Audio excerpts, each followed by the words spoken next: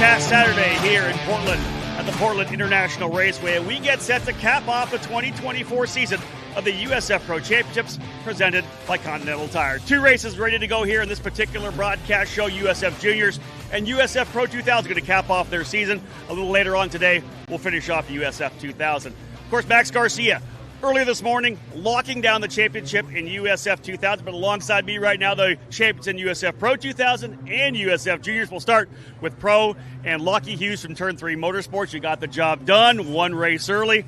Has it sunk in yet? You're now the champion. You're going Indy Next Racing next year? Yeah, it's sunk in a little bit more now. I mean, it's amazing. I mean, to come so close last year to win the USF 2000 championship and fall short. And to be honest, wasn't sure if my career was over or not. And to get it working this year and to come back and win the championship, it's just unbelievable. And I can't thank my family enough for getting me to this point, and the team this year. I mean, Turn 3 Motorsport, Peter and Mandy Dempsey have just been amazing. I mean, that's an understatement. So, no, I just can't thank everyone enough. Listen, you've lived that experience. Do you have some advice for a kid that maybe a driver who didn't win that championship like you did last year, and then you were able to come back? Like, you just never gave up.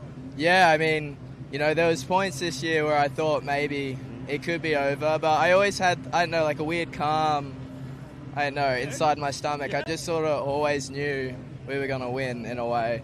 I don't know, I just had a feeling. So I just a big thing I changed last year is I just get points. Yeah. There's a lot of times last year where, I went too hard and ended up in some bad scenarios, just trying to, win races when, in this championship, just getting podiums. And, of course, you need to win above all, but you need to be really consistent. You have the championship. It's done. One more race. What do you go out and do now? Do you hang around? Do you cruise around and enjoy yourself? Or is it like full on for the race win? I think win it or win it. No. Win it or win it? No. I mean, I would love... It's going to be my last race with Turn 3, so I'd love to get a win. And, of course, the podium would be nice to spray the champagne with everyone one more time. Obviously excited to watch what he's going to be able to do next year, Lockie Hughes in the Indy Next Series. We have a driver who's still working his way through our program. Of course, that's Max Taylor coming away with the USF Juniors Championship. Again, same question. Has it sunk in yet?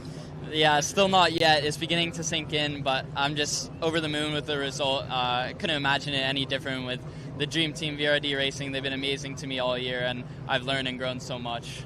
So double duty this year for you in Juniors and 2000. You're not going to run the Juniors race here today. You're focusing on 2000 because you already had the championship in Juniors. You're looking for P2 in 2000 as well. Is that the idea? Focus on the one in hand?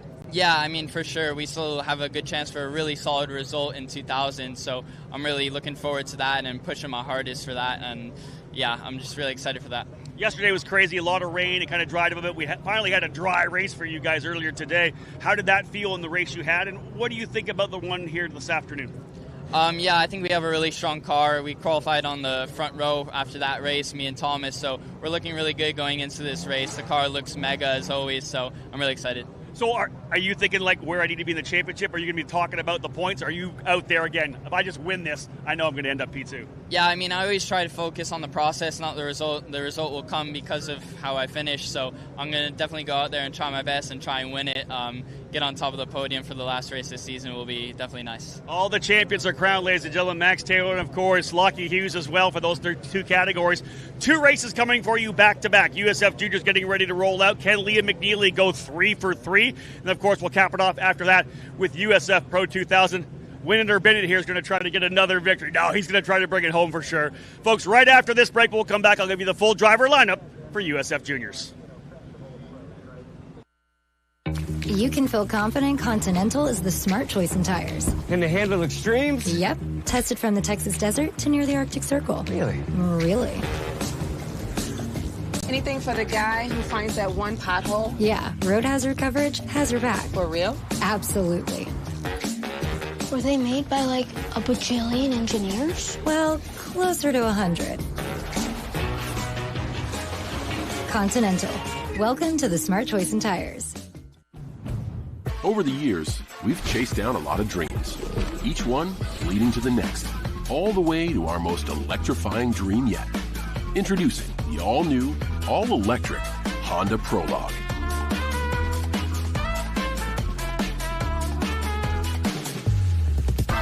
made to inspire the newest generation of dreamers so they can make their dreams reality.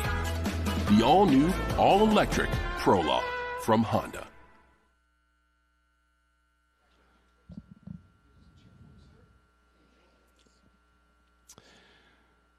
Been a busy weekend so far for the drivers in the USF Pro Championships presented by Continental Tire, and again, ready to roll for the drivers here in USF Juniors. The final race of their 2024 season. The champion already crowned yesterday. VRD Racing's Max Taylor coming away with the title after a fantastic season of competition. Of course, the big star here this weekend so far, other than Taylor winning the championship, has been the British driver Liam McNeely. 2 wins out of 2 races so far, trying to go for the triple, the sweep of all 3 events to cap off the season here at Portland International Raceway. Once again, we'll say hello to those of you who are tuned in to the broadcast on the YouTube channel or the mobile app. Let's have a look at the grid as we are getting set to go. 20 drivers set to roll out here to take the final green flag of the season for USF Juniors competition, the first level of this USF Pro Championships ladder system. Michael Suko from the VRD Racing number 10 scheduled to start in the 20th spot alongside driver making his second weekend start. The regular in the Skip Barber Formula Race Series, that's Griffin Yellen. Yellen in the number 7 for Jay Howard Driver Development has been finding speed throughout the weekend. He'll roll off in the 19th spot. Row number 9 has JT Hoskins, Griffin's teammate at Jay Howard Driver Development. JT Hoskins, the rookie in the number 6. Again, only his 3rd weekend in USF Juniors competition out here in the Pacific Northwest. Hoskins starting in the 18th spot. He'll start alongside Mexico's Patricio Gonzalez for the D-Force Driver Development team. Gonzalez running the number 19. His brother a little further up the road, Rodrigo, starting in 12th. We'll get to him momentarily. Row number 8, I would keep an eye on the number 90. Actually, this row is very quick. The number 90 of João Vergara, the driver living in Miami, Florida. Exclusive Autosport finished in the top 5 at Road America a couple of weeks ago and rolls in here right now in the middle of a championship battle. He is 7th place in points, but trying to work his way up into the top 5 as well. Vergara has been very strong in the second half of the season for Exclusive Autosport. In front of him, the Skip Barber Racing School 2-time runner-up in their Formula Car Series, the Texan Joshua Leonel in the number 15 for D-Force Racing. A couple of great runs for Leonel as well. Another driver looking to try to get some more points here to cap off the season and maybe move up a couple of spots. He'll start 15th. Row number 7 on the outside, Timmy Carell for Jay Howard Driver Development in the number 8 machine. Carell currently 10th place in points, but definitely with a shot at a good run here, moving up to potentially 9th or 8th, but he'll have to have a strong run here in the Fast Toys Racing Club machine. And again, alongside Carell on row number 7, a fantastic run, his career best run of 10th position in the last race. Hudson Potter for Inter MS in the number 26, looking to cap the season off in style. And, of course, rolling then into off-season testing, looking forward to the 2025 campaign. Moving up to row number 6, I talked about Rodrigo Gonzalez, his brother, of course, back in the 17th spot. Rodrigo Gonzalez in the D-Force Driver Development number 20, scheduled to start 12th outside of row number 6. And on the inside, another driver to look for, currently 5th place in points. That is Jack Jeffers, the number 92, the Texan in the Corpay machine for Exclusive Autosport, will indeed be on the attack in that number 11. Roll up into the top 10 right now. Row number 5 starting on the outside. The number 18 is Brady Gold in 11th place in points. Again, another driver trying to fight his way into the top 10. The Texan for D-Force Racing and the number 18 starting 10th. Alongside him, just 14 years of age, that is Christian Cameron out of Sonoma, California for VRD Racing. Cameron in the number 70 has had some big runs here in the last couple of races. Road America and Portland, another driver just on the outside of the top 10, currently sitting 12th. Could finish in the top 10 ahead of what will very likely be a full-time season once again in USF Juniors in 2025. Row 4, all Inter MS on the outside. Ariel Elkin in the number 25, 4th place in points. And alongside him, multi-time winner on the season. Both these drivers with multiple wins this year for Inter MS. Augusto Soto Sharipa, the Florida driver, in the number 24, starting in the 7th spot. Up now to row number 3 on the outside. Evan Cooley missed one race in the season, but still 15th in points right now. Very quick driver from Exclusive Autosport, the Illinois rookie in the number 91, set to go from that 6th position. He could be a driver to win here today. Also, Sebastian Weldon, currently 3rd spot in the points. The battle, of course, done for the championship, but not for 2nd, 3rd, and 4th. Weldon sitting 3rd spot in the championship in the VRD Racing number 98. He'll start 5th. Well, as we roll up to The second row, it will be Liam McNeely on the outside. 2 wins already on the weekend, trying to finish the season off in style. McNeely in the number 9 for Jay Howard Driver Development. Second place in points coming in. 11 points ahead of Weldon. They will be fighting for that spot in the top 3. Alongside them, a great run here. In fact, the drivers up front, the top 3, all put fresh tires on yesterday. Engines firing now on pit lane. They put when we were on the wets, they came late in the session and put dries on. It didn't help their position there, but they were able to turn fast laps.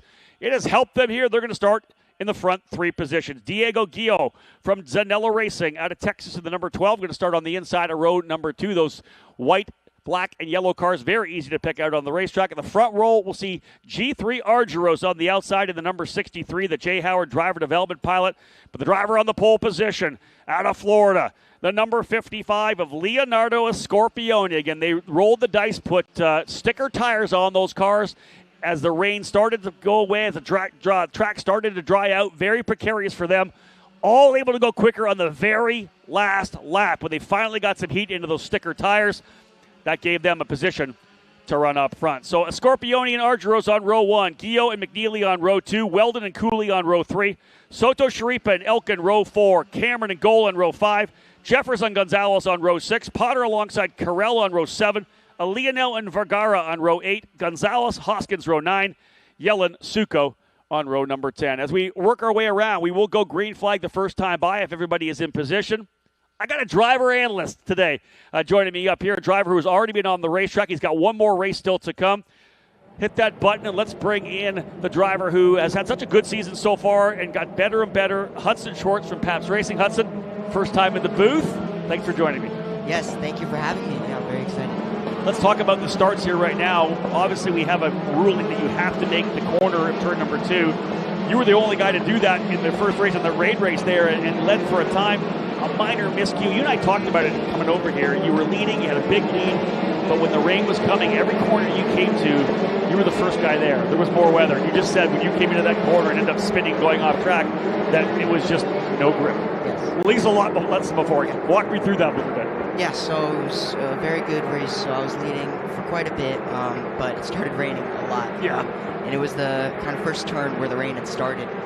So going into there, I went normal speed, and I was on the curb like I normally did, and I started to accelerate, and then from there it was just spun around, but thankfully got it back running, got it on track. Yeah, you obviously had the speed in the ring. You powered back up to third. Give me your thoughts on what these guys are thinking right now before we come to green. Is it all about when to punch? Yes, it's all about when to punch. You want the best start possible in order to get the draft down to turn 1, trying to avoid the chaos, trying to understand where to put the car and where to find the exit, yes. And there they are, folks, side by side, a Scorpione and Argyros for the last time in 2024 in USF Juniors competition. They have capped off the season. We'll finish it here in Portland. Drivers in position, nice and slow. The crawl to the line, and there it is for the final time. We are green, green, green in USF Juniors. The drag race down the line, a Scorpione with a good jump. 2, 3, 4, 5 wide. They have to make the corner. Remember, they have to be to the right side of turn number 2. You can't cut the course. One driver's going to get spun around in the back. Someone got in the back. I think that may have been in the back of Evan Cooley. So indeed, Cooley contact sends him around. A driver who had so much promise on the weekend has had so much trouble. Cooley able to get it re-going again. He'll need a yellow flag sometime during this 15-lap race to be able to work his way back forward. We'll have a look at the spinner going around, but everybody else kind of settling in here right now. So indeed, everybody settling in, as I had said. Cooley from further back, another driver having more issues. That might be Timmy Carell, and that looks like damage. You can see the right front up in the air, which would indicate damage to the left rear. The left rear squats, the front comes up with these very stiff platforms. So Timmy Carell is not going to have any luck here. Full course yellow. So the drivers have been able to attack him. And another driver's gone off at the very start, full course yellow. That was the leader of Scorpione, but we had already gone full course yellow. I don't know whether or not Scorpione will be able to get a spot back because the full course yellow was already out and Scorpione had gone off. So this is huge. Number 1. Okay, we're going to see how this plays out here right now. G3 Argyros takes the lead We had gone yellow, but a Scorpione drove off. I'm not exactly sure what the ruling on that is. Because he drove off, is he part of another incident? Will he potentially be able to come back and get his spot? That I'm unaware of. I'm the commentator, not race control. So Hudson Schwartz is with me here right now. We're going to give him a chance to see the replay. If we can get the start replay first, that would be the best. It looked like contact from behind. Not exactly sure who got into the back of Evan Cooley, but you've done this already twice, Hudson, two races here. It's tough when you're trying to get through one back over to the right side so you get to two. Hudson, let's have a look here at the start first. We'll walk him through this, and Hudson's going to give us a good look here. Yeah, so it looks like he just got squeezed a little bit. You see as they come into the braking zone, he's going to pinch down. Looks to be like one of the Inter-MS cars, I think. Yes, yeah. So it looks like one of the Inter-MS cars just got him in the back, and around he goes. Yeah. Hudson, there's really not much you can do at that point. You've got wheel in the car. You're at that point. Are you back to throttle, or are you still kind of rolling through the corner a bit? You're back to throttle on a normal lap around the apex there, but when everyone's kind of going through, it's a big accordion effect, so it's very hard to kind of judge. So if someone hits you from the back, there's not really anything you can do. So we also got a chance to see the off for a Scorpione there, and I have to believe, obviously the yellow was coming out. He's pushing hard. He's getting the opening lap. You're on cold tires. We'll come to that in a second. He tries to roll along speed through turn number 10, and just like so many people do, you transition through 10, you've loaded the right side of the car, and then you got to kind of flick it back around and transition that way to the left side. We'll see it here again. Yellow flag is already out. A Scorpione had a big lead, but he just carries so much speed, Hudson, into turn number 11. I have to believe that you really have to kind of, that's a place where you have to really, yes. Are you on the brake hard into that corner at all? Or? So you're on the brake going into turn 10, the fast left, but then you're getting on gas actually into 11, and it's very easy to go very wide there, and once you're on the grass, there's not much you can do. So what do you think that was then? Was he on the throttle too early and too much? Yeah, so it may be on the throttle a bit too early, but it all starts with your placing into 10. If you just miss it, you get a little bit low grip, and then from there, the curb can shoot you out. It could be maybe he got on the throttle too early, but many things. So it may not have just been 11, like you said, it may have been the transition to turn into 10. Yes. Here you go. 15 years of age, I'm learning more stuff from Hudson Schwartz. I love it. Doing a great job with me here to start this race off. We've had some good run, and I'll tell you this, that was another great start through turns 1 and turns 2. They were able to get through cleanly. Only the contact from behind that we saw with one of the Inter-MS cars. Again, both Augusto Soto Sharipa and Ariel Elkin started behind Evan Cooley. I'd have to believe that was kind of the same row, so it may have been Elkin. Race control, I'm sure, with all the cameras they have around the track. We'll have a chance to have a look at what goes on here. Let's give you the rundown. They're saying that G3 Argiro is still the leader. That's who they're calling the leader. So a Scorpione dropping down to P5 after that incident. Diego Guillo up into second. Weldon runs in third. Augie Soto Sharipa in fourth spot. Scorpione fifth. Liam McNeely goes back to sixth at the start. Ariel Elkin in seventh. Jefferson eighth. Christian Cameron and Hudson Potter ninth and 10th. Joshua Leonel runs 11th. Michael Succo in 12th. Griffin Yellen 13th. Patricio Gonzalez, I think he might have been the driver who almost got spun around as well. There was almost another spin, and the number of drivers had to check up. Evan Cooley, again, this benefits Evan in a huge way. He's got a race car that I think was fast enough likely to win in race number 2. Just did, and even I think he's probably quick enough to be up front in race 1 yesterday as well. But he's got a fast race car in the number 991, and this is going to give him a chance to fire his way back up to the field. JT Hoskins and Joao Magara involved as well. All the way back in the 17. So both those drivers are starting further up, having trouble watching Cooley and Magara to potentially hook up coming forward. We don't have any times now for Brady Golan, Rodrigo Gonzalez, and Timmy Carell. We knew we had the incident for Carell. We saw the damage there. We didn't get a chance to see the damage for Golan and Gonzalez. So I have to, okay, so we're being told by our spotters that Brady Golan potentially stranded over in turn number 6. So not the finish to his USF Juniors career that Brady Golan wanted for sure. Another one of our drivers who did double duty here in 2024, running both USF Juniors and USF 2000. So you look a little further back where they were. Golan, Gonzalez, Carell were essentially all 10th, 12th, and 14th. So they were all essentially on the outside of rows 5, 6, and 7, so right in the middle of it together. And Hudson, let's talk about the opening lap, because I don't think we obviously want to go green to checker, but we all know that the opening lap's the best opportunity to take advantage and make a pass. Things like this can happen. Yes, things can happen. Everyone's trying to take advantage of the moment. Lap 1 is definitely the best place to move forward and to make passes. So everyone is kind of in an all-for-one battle. So it's very easy to get caught up in an incident. So let's lean towards the driver development side, right? The concept of this series is for you guys to learn everything. On track, racecraft, social media, interviews, working in the PA booth with like this, so you get a chance to learn everything. One of the things that it's hard to teach, and I know you've learned this, you've done a lot of racing karting, you came through the Lucas Oil School, you won the championship there, you ran half a year of juniors last year. You can't teach patience. No, you can't. But how do you do it? How do your coaches instill it, or is it something that you as a driver has to kind of come to grips with?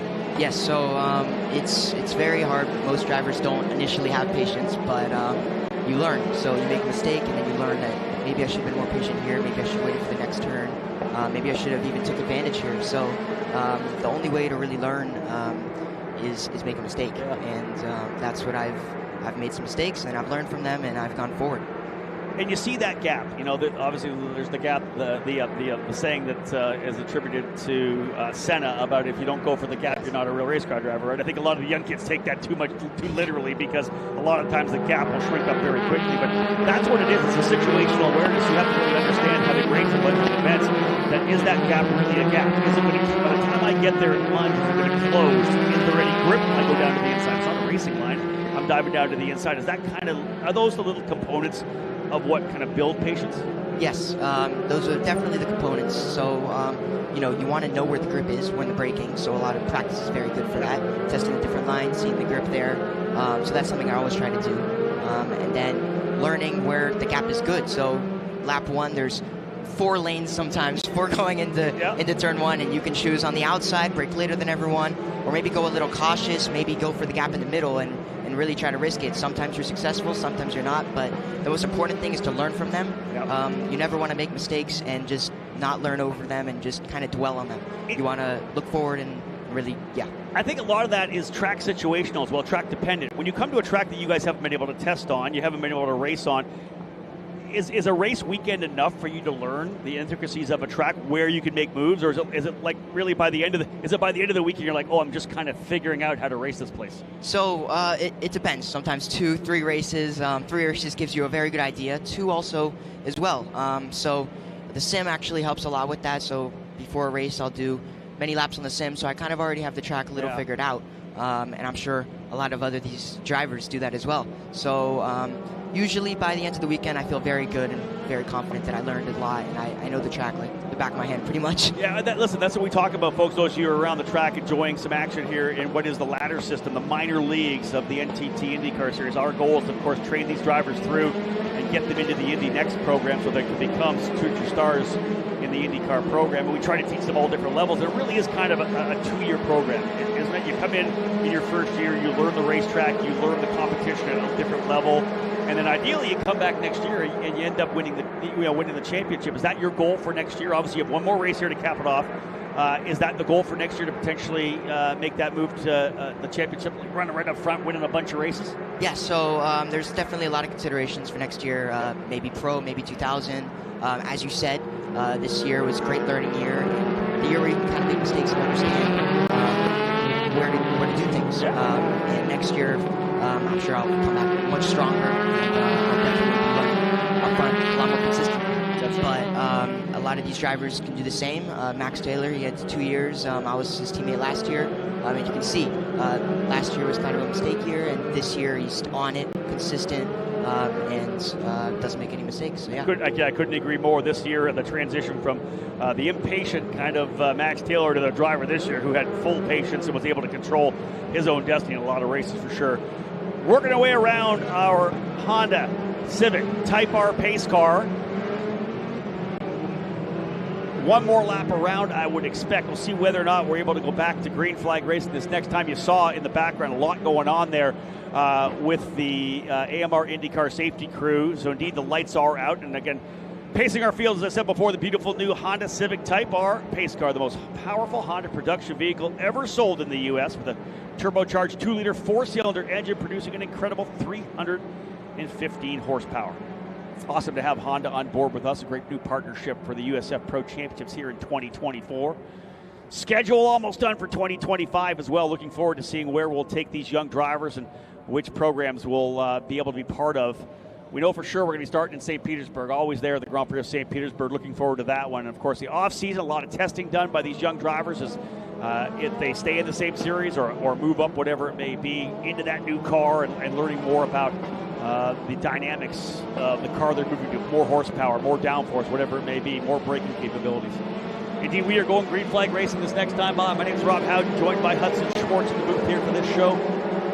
G3 Argyros is going to lead into the line when they come back around. Diego Guillo in second, Sebastian Weldon third, Augie Soto Sharipa fourth. Leonardo Scorpioni led him for the first time down the back straight with a minor miscue coming through turn 10 and 11, set him off the racetrack from P1 back to P5. We're going to come to Hudson in a bit when we slow it down because that's the mental side of this game right now. He led, he made a mistake. That's when you got to bounce back. And we'll come to Hudson when we get back rolling because he was able to come back after that mistake he made. Not even really a mistake, caught out by the weather, but put your mind back in the right spot. Out of turn number 12, Argyros, quick little dart. You got to maintain your speed coming out of the corner. He'll get back on the throttle. Green flag flying here at start finish. Diego Guillo looking to take advantage. It's a long straightaway here down. Oftentimes the Polson are kind of a sitting duck. Everybody's coming. Hold on for turn number 1 if that's where you're sitting right now because it's going to get good. 3 wide coming into the corner. Oh, on the outside, inside. Little push there. Solid work. Guillo got the car rotated, but I believe one of the Inter-MS drivers right in there. Soto Sharipa, I believe. Look at this scrap. Excellent job. Soto Sharipa moving into second. Third goes Guillo. And I think that maybe McNeely able to get himself up to P4. What a good start for McNeely. He goes ahead of Sebastian Weldon. Remember the battle like there. McNeely versus Weldon. Ariel Elkin potentially in the fight for third spot in the championship as well. Watch for the two exclusive Autosport drivers coming from the tail of the field. As I said, they were side by side coming out of turn number 7. And I think it looks like Cooley's dropped that spot with Vergara behind a big defensive run down to the bottom for Christian Cameron as they come out of turn number 9, the sweeping back straight away to turn number 10. Well, a couple drivers thinking about the inside. That's a tough place to make a pass inside of turn number 10. Because the car just intrinsically wants to go through and past the corner. You got to make that corner come around with a lot of speed. It's not a 90-degree corner by no means. There we go. Let's get this opening restart lap back in the books and back to racing here right now. Jack Jeffers having a good run. He's in the middle of a scrap right now with a Scorpioni and Guillo. He's going to back out of that one. Guillo's going to slide through. Jeffers going to try to go all the way around the outside. That was beautiful. Jeffers literally checked up as everybody else dove to the inside, over under them, and went around the outside. Jeffers got a couple of spots. He may be to P4 right now. Jack Jeffers up on the wheel in the exclusive Autosport number 92. Best we've seen him run here this weekend. Indeed, Jeffers moving his way forward here. A lot of drivers scrapping further back. One of the Inter-MS cars was slow as well coming out of turn number 2. Not quite sure who that was. Sounds like it might have been the 24 of Soto Sharipa. So again, he had made some good moves early. A lot of action here on the restart. Everybody digging. They're going to want to see where Cooley and Vergara end up getting. Cooley up to, I think, 11th on the opening lap. He was in full attack mode on that restart. Again, Cooley trying to fight his way back forward after getting spun around. I wasn't sure whether or not we didn't see a drive-through penalty. Did somebody go to the tail of the field? No, I don't know if we had a drive-through or not for the contact involved in the back, unless they asked the driver to drop back to the tail of the field. Jeffers now to the bottom of the racetrack trying to hold off a charging Diego Guillo. Guillo's going to go to the inside to make it work. Guillo takes the spot away. Jeffers got to get back up on the wheel. Diego Guillo to the inside to take the spot away from Jeffers. That's the fight right now for 4th. Jeffers back to 5th. Guillo back up into the 4th position. That fight, though, allowing the front 3 drivers to get away. Argyros, McNeely, and Weldon. Jay Howard Driver Development runs 1-2 with G3 Argyros and Liam McNeely. Argyros with a big group here this weekend. The West Coaster trying to come home with a race win to cap off his USF Juniors campaign. I expect he'll be full-time at USF 2000 in 2025. So we'd love to be able to end it off with a race win. And McNeely, his teammate, though, says, hey, I appreciate that. You want the victory, but I want to go 3 for 3. Oh, how about that? Side by side coming down the back chute. It gets tight coming through turn number 9. Wow, we were 2 by 2 a little further back there. There's Gio, Jeffers. I think Christian Cameron right beside them. I think Cameron able to get by a Scorpione on that last lap. This is further back in the pack. Suko, Potter, Elkin.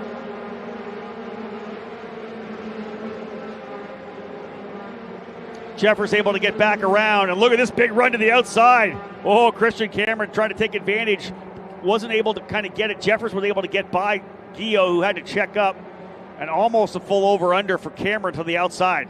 There's a ton of action happening here right now. Hudson, let's bring you in really quickly because I want to touch back on that point. We talked about the Scorpione going off. You had the issue with the rain where you went off. What does it take as a driver mid-race? You can't come in and debrief. You can't talk to your coach. What does it take to get your mind back where it needs to be after a mistake taking you from the lead? Same for you, different situation. The same for a Scorpione. How do you get refocused? Yeah, so pretty much by the next turn, I forgot about it, and that's definitely something that I've learned. Sometimes I'll get hung up on my mistake, and the whole race is just kind of a replay of that. You're stewing in it, right? Yes. So that race was just, I forgot about the mistake and head down, and I really only thought about it after the race. And that's something that I've really tried to learn, is just putting it aside. And listen, that wise words from a young driver, just getting rolling here. And again, that's it. You have to put it behind you. If you think about it too much, you're going to make mistakes. And again, we have a new driver up front, and it is Liam McNeely. I talked about the fact that, hey, yeah, I know you're my teammate, G3. You got lots of time to win. This is for me. I want to dominate this weekend. Liam McNeely came in with a long shot opportunity to win the title. It really was in the hands of Max Taylor to do the stuff he needed to do to build the gap he needed to get the championship locked. But for McNeely, what do you do then? What's the second best thing you can do other than winning the championship? It's coming in, winning all 3 races of a triple header, putting that exclamation point, as I always talk about, on that season, and trying to go all 3 victories, cap off my juniors career, and look forward to 2025 in USF 2000. You saw that Sebastian Weldon was able to make a move as well. Weldon in the number 98 VRD car. He's able to as well get by, but look at this. Coming right back. Argyros doesn't want to give it up. Does he send it to turn number 10? He does not. Thought about it, though. Big gap back right now to Jack Jeffers, who has kind of locked himself into P4. You can see Jeffers has got some room. He's looking to cap off his juniors program as well. He'll go to 2000 racing in 2025. So many of these young drivers in this juniors category, that's what you come in here to do. You learn, you figure things out, you try to win some races, and then you move to the USF 2000 program. Hudson Schwartz did that last year, was able to get a podium finish early in his career, and then, of course, just getting himself dialed in to move to USF 2000. There's a big move to the inside. How about that coming across there? A little bit of a lockup. That was one of the Inter-MS cars, and I think it might have been Cooley and Elkin, or Potter and Vergara, I'm not sure. There's an issue there. That might have been Potter having trouble. He ends up going through the cutoff. We'll see what they do here with Hudson Potter, who I don't think was able to make the corner, unless that was Soto Sharif. I'm not going to throw a name because, again, those Inter-MS cars, very similar. Different wing plates, the color of the wing plate, but hard to pick up on the screens that we use here in our broadcast booth. So settling into the battles on the racetrack. McNeely, Weldon, Argyros with 2.5 seconds up on Jeffers. He's got a second on Christian Cameron.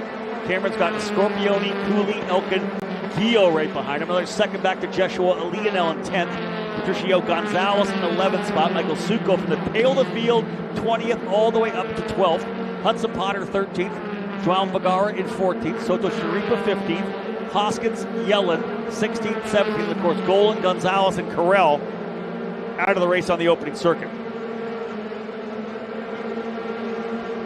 You'll see a couple of battles here further back, some side-by-side action. Yeah, there's a defensive move down to the inside. I think that may have been a Scorpione trying to hold off Ariel Elkin, not able to get it done. And that's brought Evan Cooley back in here as well. So that's 6th, 7th, and 8th. Elkin with a good move to the inside. Book it. He is through. Put him to P6. Yeah, a couple of good 3-driver battles here. Here's another one here. 3 drivers fighting it out as well. Gio, and I think that's going to be Leonel and Gonzalez. Yeah, Joshua Leonel in the Skip Barber D-Force car, and Gonzalez the D-Force driver development machine. That is the fight, again, for 9th, 10th, and 11th. when you get a great field like this, again, drivers of differing experience, different talent levels, as they continue to learn here in the program, you're going to get these different pockets of drivers racing together. Not often are you by yourself on the racetrack. A lot of the times with the draft that you get these cars, you're going to be in some kind of a race group, as you're seeing here, a number of different groups. Let's talk about the move up from juniors to USF 2000. It's not a massive gap. It's 40 more horsepower, very similar race car. Again, just a different braking package. The braking's a bit different. The jump to USF 2000. Tell me about how well juniors trained you to be able to really get into the USF 2000 car and be quick out of the gate. Yeah, so in juniors, it kind of prepared me, and I think that's what the series is so good for. There's many different levels, and they can all kind of prepare you for the next level. So juniors, it definitely taught me how to fight up front, and that was kind of where I learned how to make passes, assertive passes, and now going into 2000, I'm very ready. And this year has just been kind of everything that I've learned from juniors, taking that and putting it into the season. Great job for Hudson Schwartz. Thank you so much, my friend. We are going to, I believe, see the 1-to-go sign next time by. 15 laps for the drivers in USF Juniors. Sebastian Weldon up on the wheel. He's trying to close up. He's 9 points behind McNeely. He has the fast lap of the race as well. McNeely, I don't know whether or not McNeely has the most laps led, but this is the battle right now for the race win. And they are digging hard, as is Christian Cameron trying to close up here on Jack Jefferson. Cameron is on Jefferson for P4. Christian Cameron looking to go to P4. He's currently 5th. White flag flying here at the start-finish line. Can Liam McNeely get it done? He's got enough of a gap coming up across start-finish. There will be no draft for him. Jefferson's got to watch out right now. He's got a couple of car lengths as well on Cameron. He'll make a move to the inside of the racetrack a little bit. Cameron trying to round the outside. Not quite enough. Little lock up there further back for Ariel Elkin in 6th. Oh, wow. Contact between those two drivers. That was Cooley and a Scorpione. Cooley had to go over top of the curbing. So it could be another penalty for Cooley there. We'll see whether or not they decide to call that one. He had to get evasive maneuvers there. This is the lead. Big dive bomb down the bottom. Oh, man. Weldon threw it to the inside, shadowed at the entry to the corner, locked up the right front, but had to try to see if he could scare McNeely into a mistake. He does not make it. Down the back straightaway. Really only one more shot, and that would be the dive bomb to send it to the inside of turn number 10. He thinks about it. No, checks back up again. Fill in the mirrors of McNeely. Can he force him into a mistake into turn number 11 and 12? McNeely doesn't get a great run out of there. A little bit of a wiggle. This could be a drag race to the line. Can Weldon beat him at the line? Twin checkers out to cap off the 2024 season. And ladies and gentlemen, back to back jacks for Liam McNeely. 3 straight wins to cap off the season. He finishes 2nd in the championship. What a weekend for the British driver. I know it's probably what? I'm going to say 2 in the morning maybe, or midnight maybe, back home in England for Liam McNeely. I hope there's a bunch of people watching the broadcast because the kid has been impressive all weekend long. Is Liam McNeely ready for USF 2000? I think so. Jay Howard Driver Development finishing with 3 straight wins, 2 on the podium here as well, as G3 Argyros finishes 3rd, Sebastian Weldon in 2nd. So that's the way they'll finish, I believe, in the championship as well. Taylor, McNeely, and Weldon top 3 in the championship. Jack Jeffers holding off Christian Cameron on the last lap by 0.3 of a second. Jeffers, his best finish of the weekend in 4th. Christian Cameron 5th, Ariel Elkin 6th.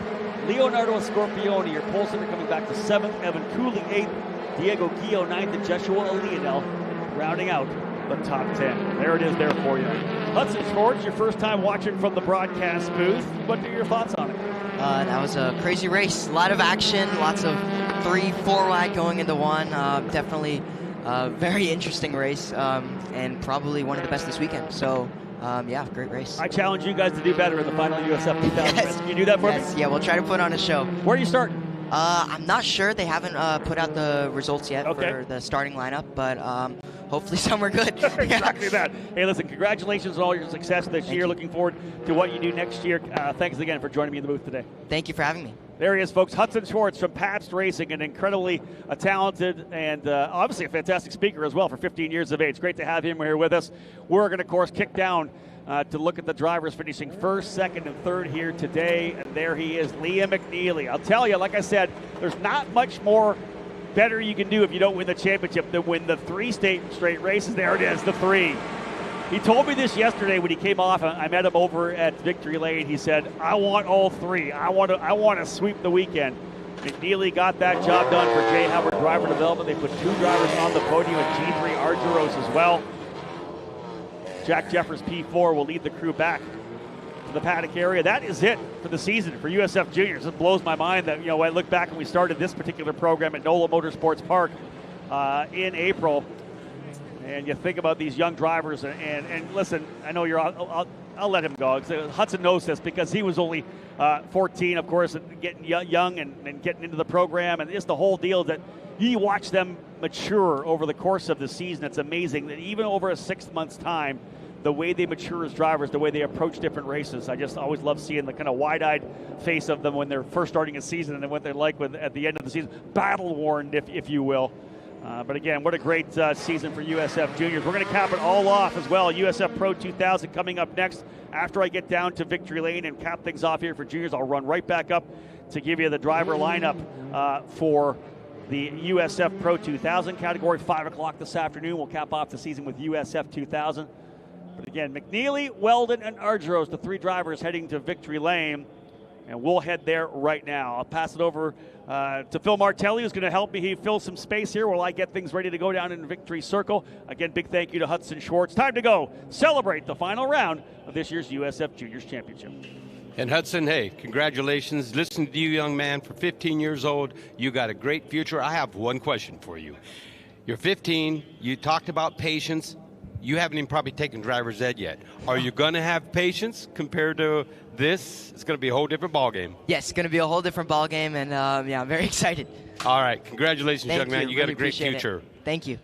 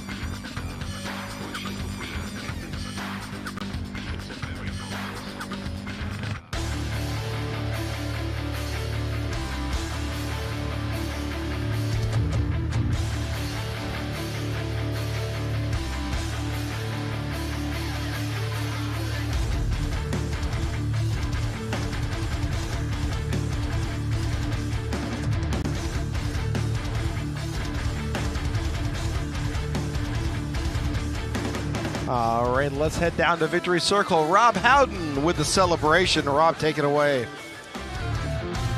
Thanks, Phil. Appreciate it. Let's get things underway. This is the capper of the USF Juniors Championship here for 2024. Started at NOLA Motorsports Park Barber, you name it, all the racetracks we were able to visit on the way here to Portland to cap things off. 3 drivers did a tremendous job here, and of course we'll give a last shout out to Max Taylor for his championship in USF Juniors, sitting this one out to try to have a good run in USF 2000 this afternoon. So let's bring up the 3 drivers who were able to excel here in the afternoon. What a great race it was. Finishing in 3rd spot today for J. Howard Driver Development, G3 Argyros.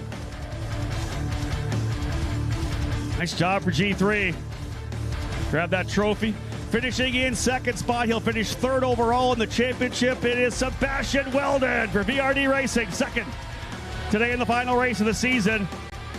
As I said in the broadcast, if you can't win the championship, you might as well win all 3 races in the finale. What a drive for this British pilot, folks. What an incredible performance for J. Howard Driver Development. Back-to-back jacks for Liam McNeely.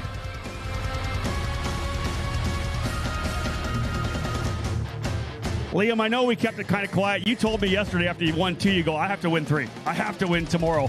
It means a lot to you, I'm sure, to be able to come in. You didn't get the championship, but to win all 3 here in Portland, that's got to be big. Yeah, exactly. So, yeah, I mean, if you can't win the championship, you might as well just end out the season in style. So, yeah, I think we've done that and, show what we can bring into next year. I think the big thing was you guys were good in all different conditions as well. Can you talk about that, the way the car kept, it doesn't matter what it was, you guys were able to get to the front?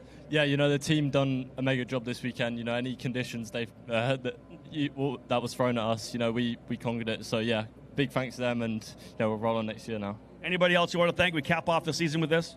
Yeah, just my mum and dad, obviously, out this year, first time. So, yeah, and obviously the team as well, Joe, everyone behind the scenes that's made this possible. Can't thank them enough. Congratulations. Get on top of the podium for the 3rd time here this weekend.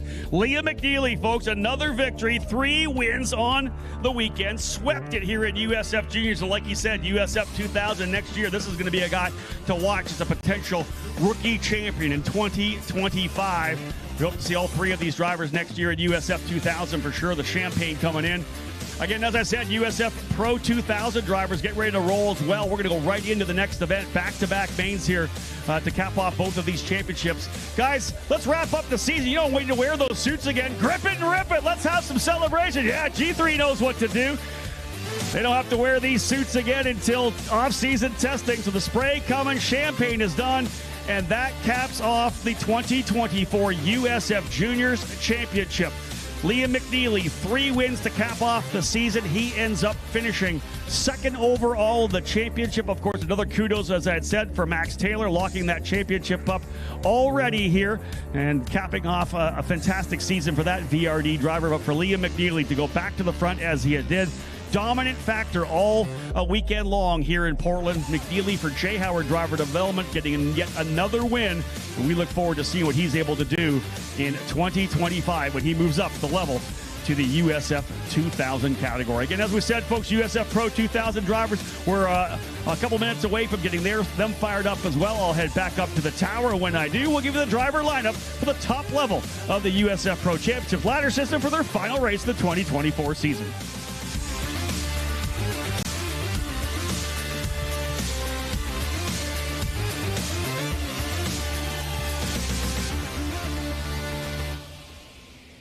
You can feel confident Continental is the smart choice in tires. Can they handle extremes? Yep. Tested from the Texas desert to near the Arctic Circle. Really? Really. Anything for the guy who finds that one pothole? Yeah, road hazard coverage has your back. For real? Absolutely. Were they made by like a bajillion engineers? Well, closer to 100. Continental. Welcome to the smart choice in tires. Over the years, we've chased down a lot of dreams, each one leading to the next, all the way to our most electrifying dream yet. Introducing the all-new, all-electric Honda Prologue.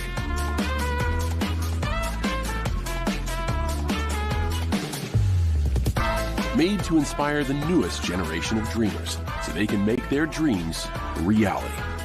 The all-new, all-electric Prologue from Honda.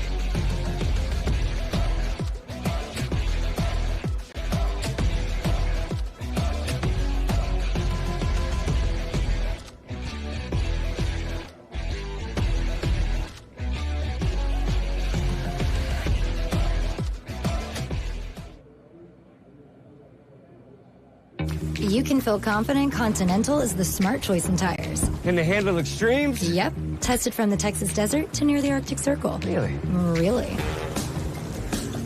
Anything for the guy who finds that one pothole? Yeah, road hazard coverage has your back. For real? Absolutely. Were they made by like a bajillion engineers? Well, closer to 100. Continental. Welcome to the smart choice in tires.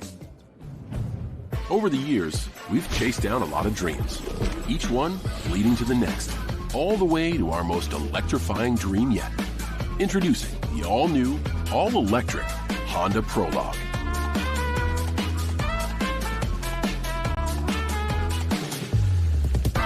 Made to inspire the newest generation of dreamers so they can make their dreams a reality. The all-new, all-electric Prologue from Honda.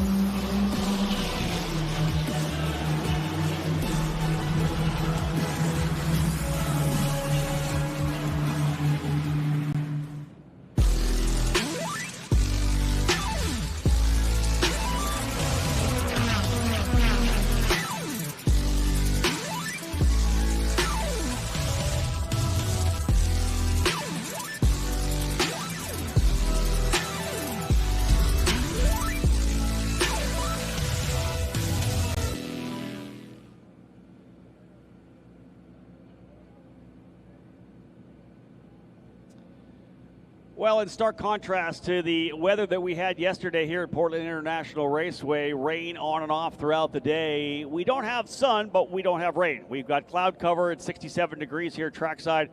And once again, another series about to end for 2024. We just, of course, to cap things off for USF Juniors. 3 straight wins on the week and a dominant performance for Liam McNeely from J. Howard Driver Development. Now set to cap off the season for USF Pro 2000. Lockie Hughes, of course, from Turn 3 Motorsports, your champion, locked and loaded. This driver here, who won the Freedom 75 at Indianapolis Raceway Park, Tanner DeFavis, having his debut weekend here, just kind of testing the waters here for 2025. DeFavis for J. Howard Driver Development, starting at the tail of the field in the number 4 machine. Alongside him will be BN Racing's Ricardo Escoto, the Mexican in the number 77. Escoto, 8th place in points, still a shot at potentially moving up into 6th or 7th, but the thing he'll need to do is really attack from deep in the field. That's a deep starting spot, P15. Row 7, George Garce on the outside in the number 10 for D-Force Racing, the Mexican driver. Starting in 14th position alongside Noah Ping out of Georgia for VRD Racing. Noah's been running in the GB3 series overseas. Great to have him here as part of the action in Portland. Noah Ping in the number 65, starting 13th. Row number 6 will have D-Force Racing's Nicolas Monteiro on the outside of the 12th spot, the number 9 machine, the Brazilian driver, starting again, as I said, on the outside of that row. Row number 6 on the inside, starting 11th, Danny Dashelski. That driver is battling it out with Escoto and other drivers for positions just inside the top 6. Dashelski for Turn 3 Motorsports, again, looking to work his way up into the top 10. He'll start in the 11th position, just 16 years of age. Into the top 10 right now, best starting spot of the year for Tyke Durst in the number 33 for Turn 3 Motorsport, the driver out of Charlotte, North Carolina. Durst has been improving throughout the season here, starting, of course, on the outside of row number 5. Inside, Alessandro DiTullio, the driver out of Florida for BN Racing. Joined the series midway through the season with BN in the number 78, all dialed in and focused on learning and being ready for a full campaign in 2025. Up to row number 4 on the outside, your local driver, the only Oregonian, the only Portland driver here in the USF Pro Championships. That's Cooper Becklin in the number 28 for TJ Speed. His teammate Liam Skeets all the way from New Zealand, starting on the inside in the number 26. So TJ Speed occupying row number 4. Skeets on the inside, Becklin on the outside. Liam Skeets currently 5th place in points. and likely to stay there. I don't know that he could battle Simon Sykes. He's only 3 points behind Simon Sykes. Let's move up to this driver here, the Jay Howard driver development pilot, his first full year here in the USF Pro 2000 Fast. Frankie Mossman in the number 6 out of California has shown some great speed on the podium yesterday. Let's see if he can do it again here today. Mossman in that number 6 machine, starting on the outside of row number 3. Inside, a driver who's making his second weekend start here for Pabst Racing, taking the spot of Christian Brooks. That is Glenn Van Berlo, the driver out of the Netherlands, who runs LMP3, does a lot of sports car racing, Lamborghini Super Trofeo, a sports car driver now, but he did some Formula Car racing on his way up through the ranks. Van Berlo, very impressive, was fast in Toronto, and we accept him to be quick here as well. Engine's about to get fired down on pit lane. Let's keep working our way up through the order. All Pabst Racing on row number 2. Simon Sykes, who celebrated at a USF 2000 championship here last year.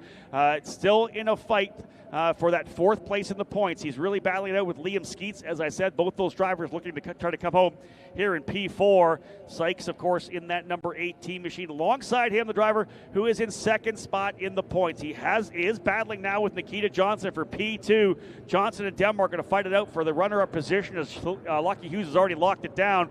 Denmark starting in the 3rd spot in the three-dimensional services, number 20 for Pabst Racing.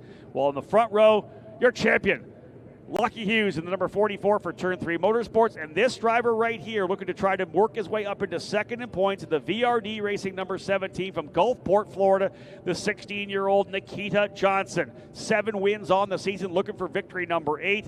VRD driver starting on the pole position. Johnson and Hughes on row 1. Denmark and Sykes row 2.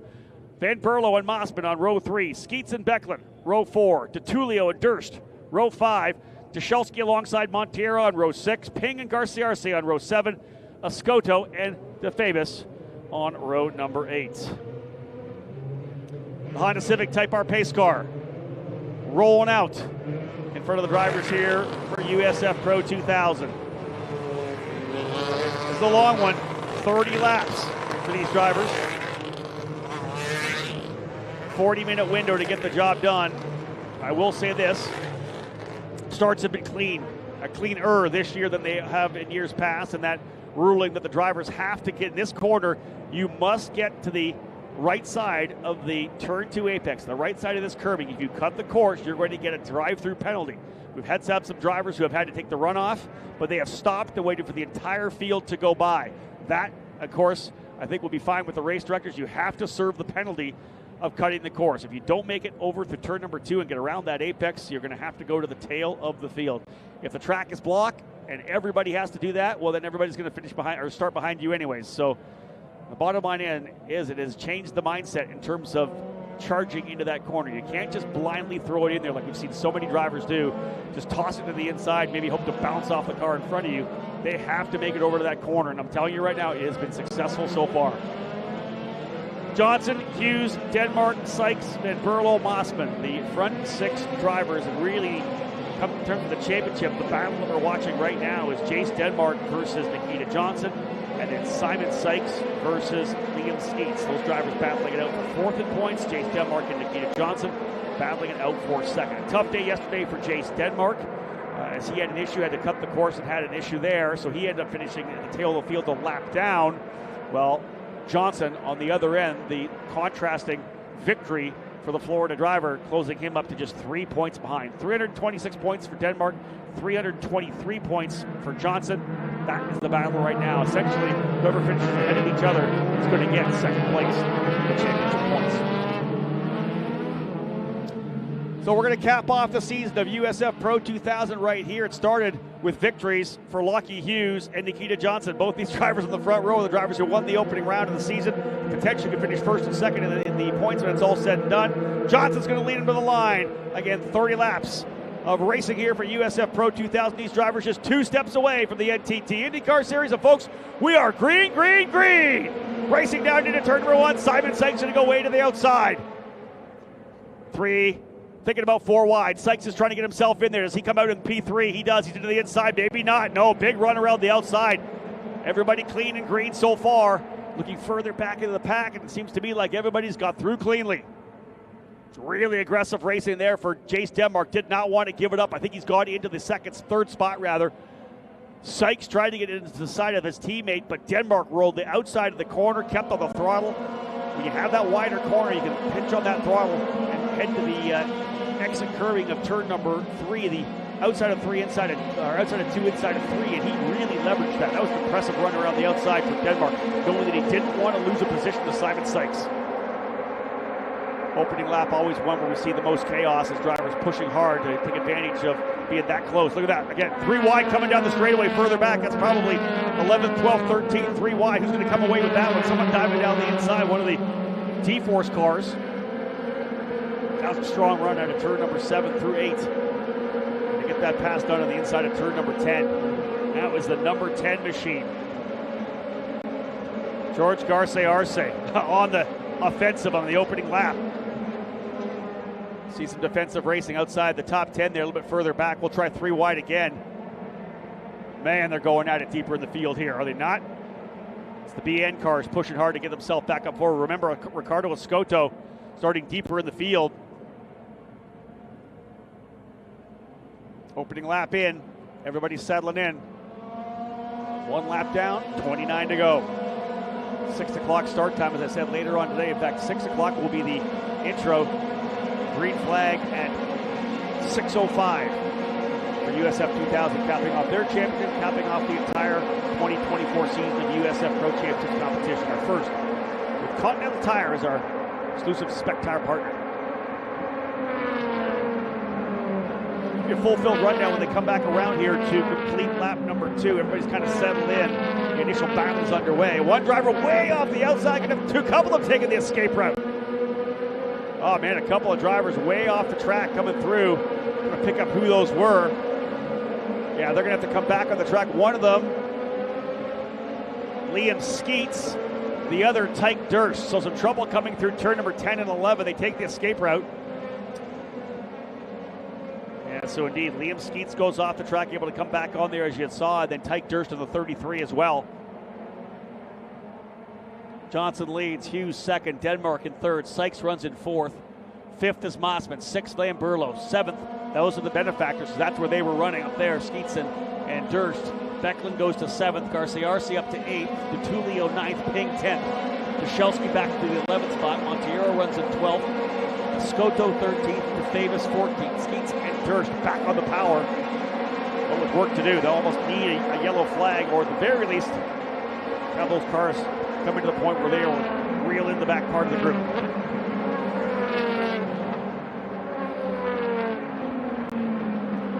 Johnson pulling a decent little lead out of the gate. They come back again through turn number 12.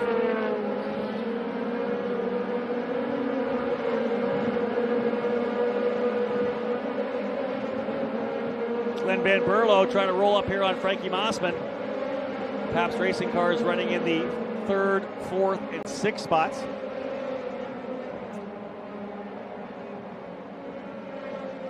Pabst Racing having already secured the team championship in both USF 2000 and USF Pro 2000. VRD Racing taking the honors in USF Juniors. As they run on the racetrack, Nikita Johnson would take second place away from Jace Denmark in the championship. A lot to be said for both these drivers, of course. As we know, Denmark strong coming into the end of the season here with 5 straight podium finishes. 7 wins now on the season for Nikita Johnson. Could be win number 8 once Hughes goes after it. Win it or bid it, as he had said in the pre-race show. We'll see that. Chase Denmark, you think about his career, as we've said before, came into USF 2000 for the first year, got a feel for the car. Was in a championship battle with Miles Rowe and Michael D. Orlando here in Portland a couple of years ago in 2022. Ends up coming home in the 3rd spot. But in the championship fight again here this year, his 2nd year in USF Pro 2000. Like I said, so many of these drivers up front have earned their stripes to move to USF Pro 2000 next year. Johnson, Hughes, Denmark, Sykes. I think we'll see Mossman back in USF Pro 2000 next year, which I think will be a good move for him. He's really kind of improved over the second half of the season. I think it'd be big for Mossman to come back potentially as one of your championship contenders. Would love to see Liam Skeets back again, but I would expect him to try to put together a next program if possible Cooper Beckman didn't even run the full season. Portland driver, man, I would love to see him get a full season here. He's really stepped things up. We'll get an opportunity here to talk about the local driver. Cooper Beckman made his debut at the Road America triple header. Missed St. Pete, NOLA, Indianapolis, and of course the Oval as well. But really dialed things into Toronto in the street circuit there. As he was able to, didn't qualify particularly well, but again, that's a track he was learning for the first time on a street circuit in the USF Pro 2000 car. In the race, he ended up working his way forward, turning the fastest lap of the race. That gave him a better starting spot for race number 2, and he was running in the top 5 before a late race incident took him out of the event, so really showed well there. And of course, Beckman finishing 10th place in race number 1 here this weekend. Definitely has picked things up into the development curve, the learning curve, although rather steep. He has really started to, again, get a good handle on it. Currently running in the 8th spot here behind Garce Arce. I said before, USF 2000 capping things off. 6:05 green flag this afternoon, so perfect opportunity if you want to beat the traffic to hang out here and enjoy yourself and cap off the weekend, at least cap off a Saturday, the weekend for us in the USF Pro Championship for the USF 2000 race, which I guarantee you will be an epic one. With the championship already on the line like it is for this one, those drivers are probably going to be sending it, if you will, because they're going to cap off the season in style, just like Liam McNeely did in USF Juniors with 3 straight wins.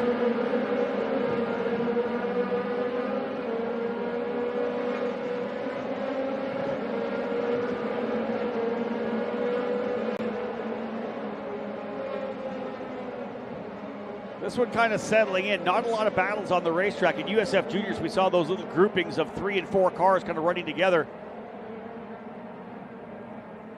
And that may be a little bit due to the fact that when I talked about USF Juniors and the less amount of aerodynamic downforce that is built into these cars and the aerodynamic package, a lot more aerodynamic downforce in the USF Pro 2000 cars. So they are going to suffer a little bit of that aero wash when you're up under the wing of someone. You're trying to get that run off the corner, especially the long duration corners. You start losing the air off the front wing, which means you lose that downforce in front of the car.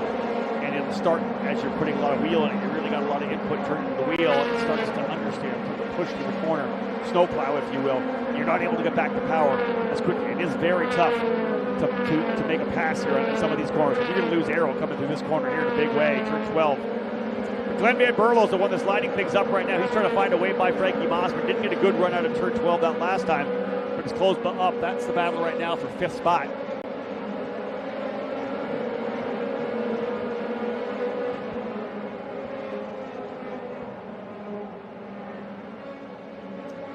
One of the things we mentioned a little bit as well for all of these drivers, we talked about it in USF Juniors, is the fact that IndyCar qualifying once again was out onto the racetrack. They put a bunch of rubber down.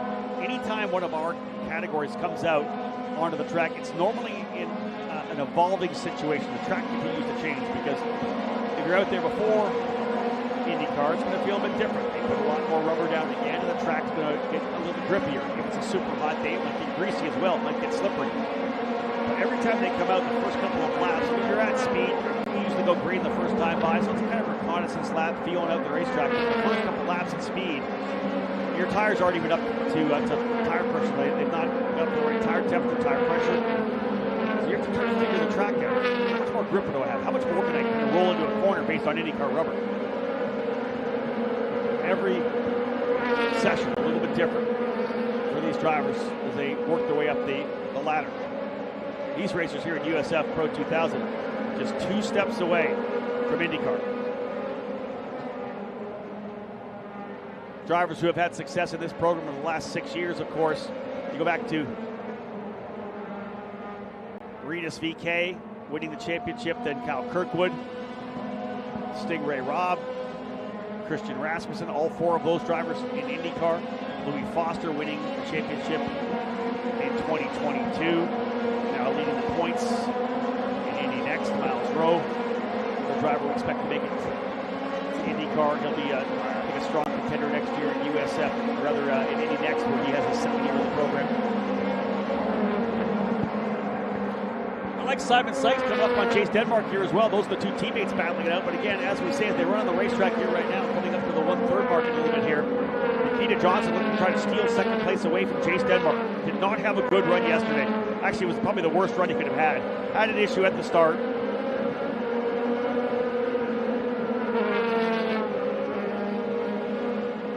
Ended up going down a lap, but just nothing ever played right for Jason that one. This is Van Berlo again. Look at the over-under. Van Berlo trying to find a way by Mossman. Almost side-by-side coming out of the corner. Van Berlo again pushing Mossman. And the key here is applying consistent pressure. There's only really a couple places to overtake, but if you continue to apply that pressure, you can force a driver into a mistake. That's one of the big things about this track here at Portland. You have to apply relentless pressure. Fill those mirrors. So all you need is that little mistake. You need a little wheel coming through 10, 11, and 12. Maybe you drop a wheel. Maybe you just have to crack the throttle a bit so you get the better run. Van Berlo putting all the pressure on Mossman. That's for P5.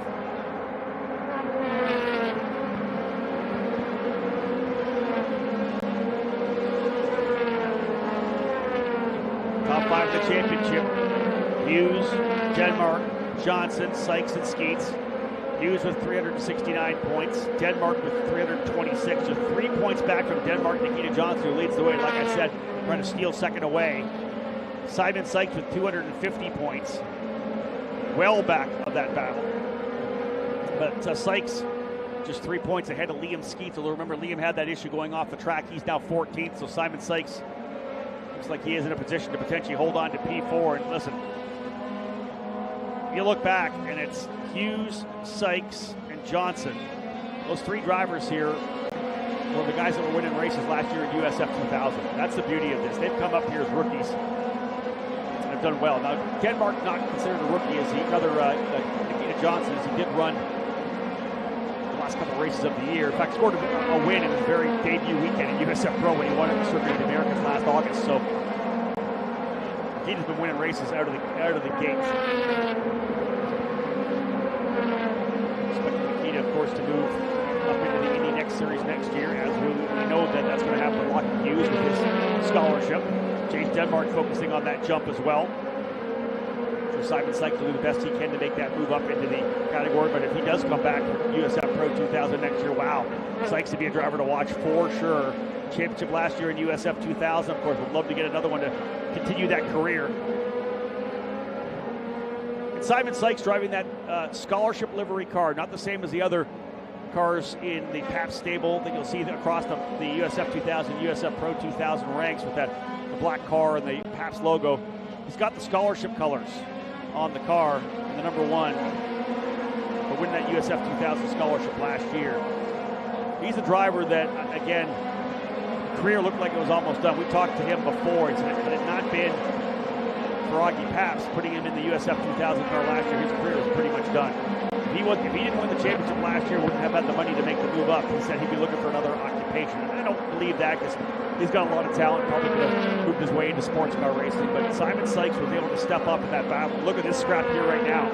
That's Van Berlo all over the gearbox of Frankie Mossman. But again, that little bit of understeer coming out of the corner. George Garcia Arce closing up on those drivers. He was 3/10 quicker last time by. So Garcia Arce in the D-Force Racing number 10 up on the wheel. Oh, a little lock up there for Van Berlo, but he knows it. He knows he's got to try to make a pass here pretty soon.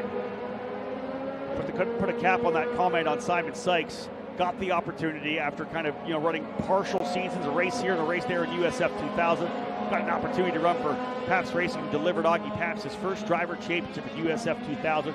The scholarship allowed him to come up here to USF Pro, and when you get to this level of the competition, the top level of our ladder system, I think a lot more people, take notice of what you're doing. Obviously, you're 2 steps away from IndyCar. They're really looking at you and trying to rate you what they think could happen in the future of the program. I think Simon, who's done so well this year, a couple of wins at this level of competition.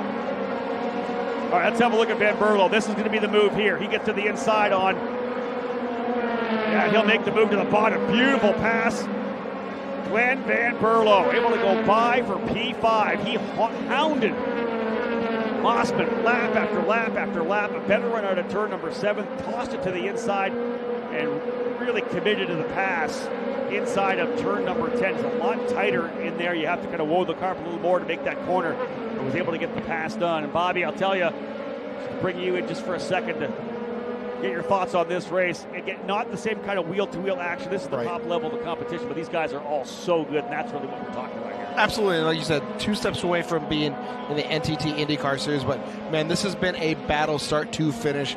I've loved every ounce of this racing because I love when guys, and we talked about it yesterday, it's not necessarily the car setup, it's their raw talent. It's what's getting them to that next level. And these guys know where to pass, and they are using their machines to the best of their ability. This pass that we just saw again for what was the second or third, amazing pass. Guy waited, found the right moment when the guy in front of him made a tiny mistake and was able to pounce on it. This could be the next one here, the battle potentially between Simon Sykes and Jace Denmark. A lot of times in this category, we're looking more at the lap times compared to just the battles on the racetrack, because a lot of these drivers are a tenth quicker. It may take them 10 laps to get that second, but they're consistently getting faster and faster.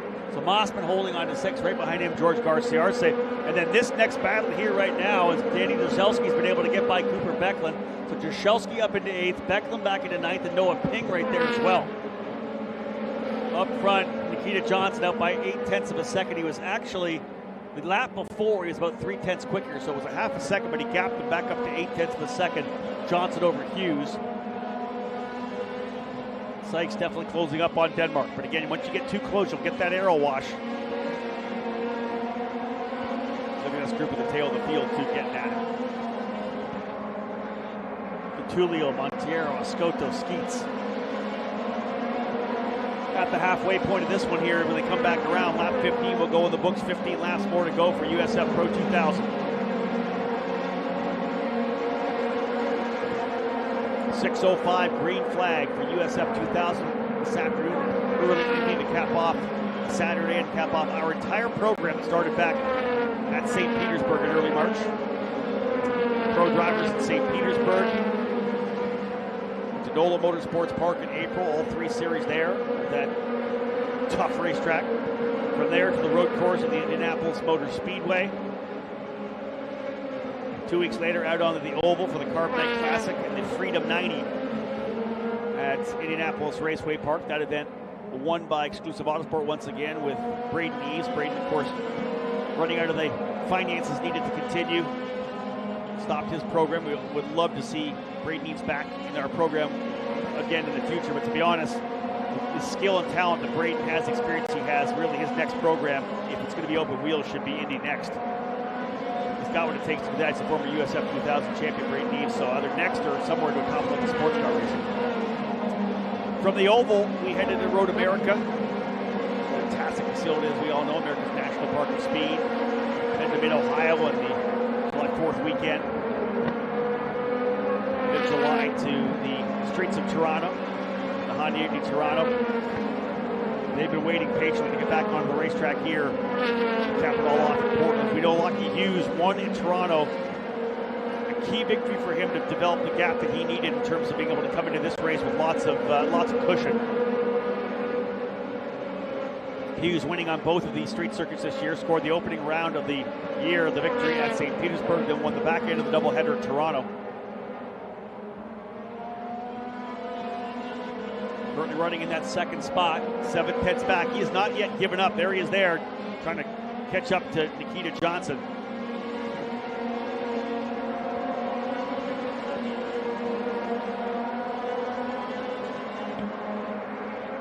There's your leaders coming through turn number 8 and 9. Down the back straight to 10.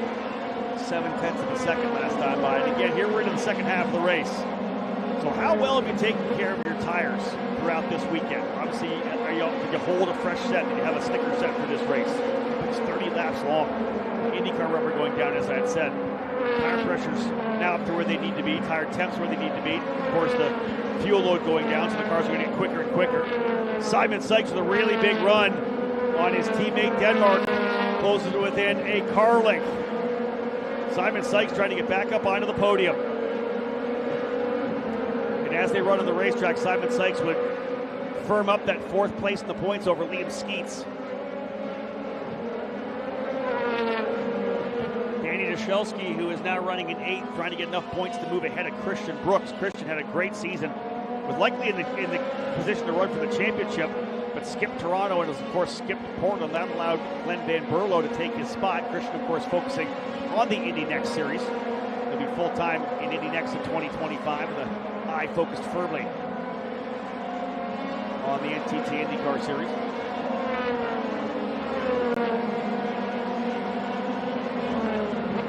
Sykes has not given up at all, trying to find a way by his teammate Chase Denmark.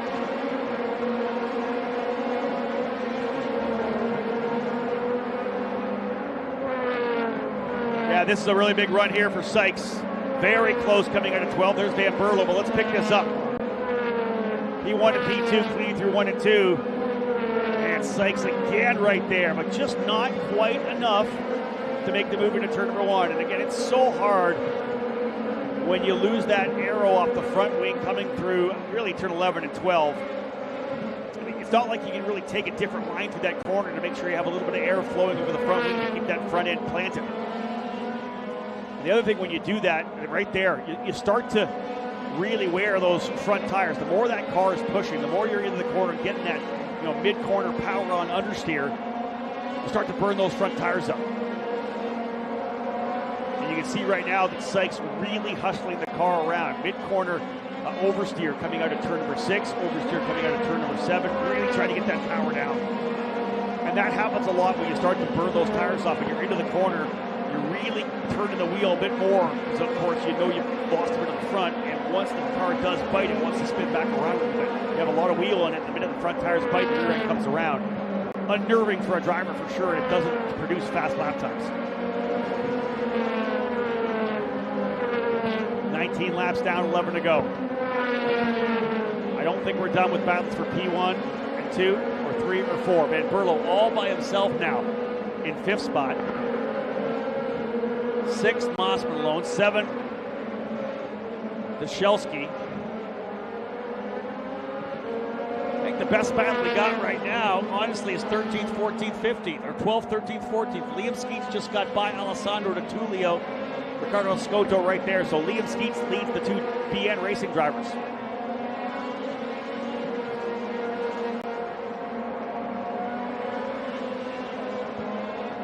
Right there, and in fact, it looked to me like the Tullio may have got back around. Yeah, there's the Tullio there. He's got back around Skeets. Unless that's Ping, Beckman, and Montiero. No, that's Ping. They just went by there. There's Montiero. There's Ping, Beckman, Montiero.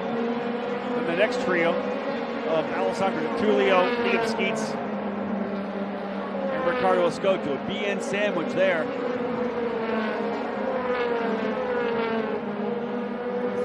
Bookending Liam Skeets. Going to cap off. It's been a good year for Liam.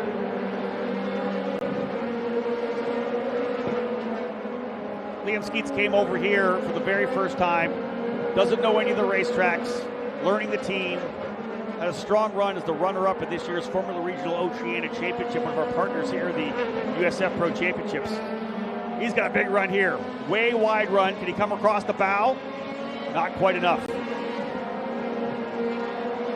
Thinking about making a big run around the outside, almost side by side with the Tullio down into the braking zone. But again, we've talked about the fact that if you don't make it over to the turn 2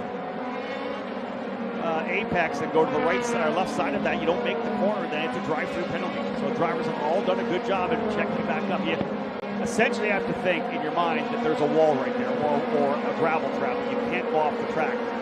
Over the last couple of years, if you watch any of the videos of the races we've had here at Portland, essentially the common approach to that corner was, if you're one of the first 5 drivers, or even 4, you try to make the corner. Anybody else, you check up a little bit and then drive straight through.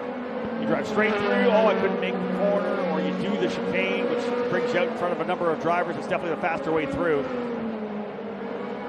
USF Race Control shutting that down here this year. You have to make the turn 2 corner, or it's a drive-through penalty. And guess what? Somehow the drivers have been able to make that corner. Shocker. There's that fight again for 3rd. Chase Denmark holding P3. Simon Sykes in that 4th spot, pushing hard to get back up on the podium. He does have, I believe, as they run on the racetrack, P4 in the championship locked.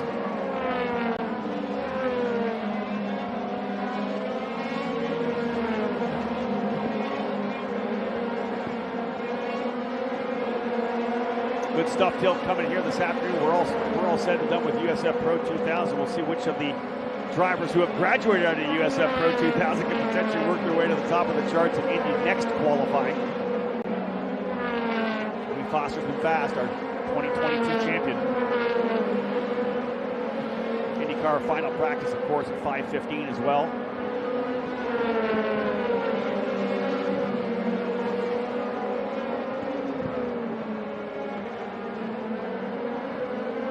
This one settling into a battle, not with near the chaos or excitement that we've had throughout the weekend. But you can see how the drivers have gapped in a big way. And a little bit a look at kind of the haves and the have-nots. It's all more about, hey, you know what, you have to get the setup bang on here. Of course, the drivers have a lot to do with it, but getting the setup right, man, it's so tough on a track like this. VRD's had a great weekend. Winning, of course, the championship at USF Juniors. Already a victory for Nikita Johnson. Again, looking to see if he can't come home as a winner to move to second in the championship battle with Chase Denmark right there, his teammate Simon Sykes behind him.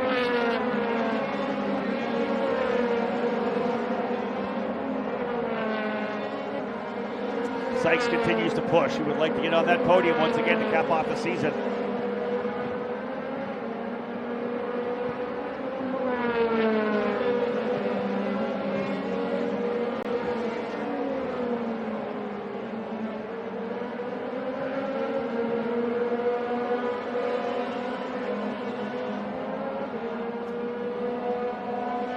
Seven laps to go, 7 remaining. Sykes, man, he's been relentless with the pressure. He's been a car length, 2, maybe 3, 4 max, closes right back up. Sometimes I think maybe pull them back a little bit, trying to cool those front tires, give them some air, allow that downforce to plant in front of that car in some of these long duration corners. Here's your leader, Nikita Johnson. Doing double duty since turning 16 years of age. He needed to be 16 to be able to run in the GB3 category. He's been running GB3 over in Europe, as well as running here in USF Pro 2000.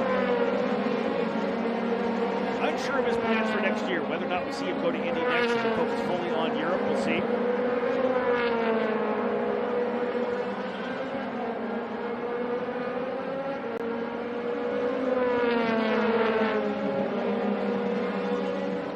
Sykes and Denmark not done.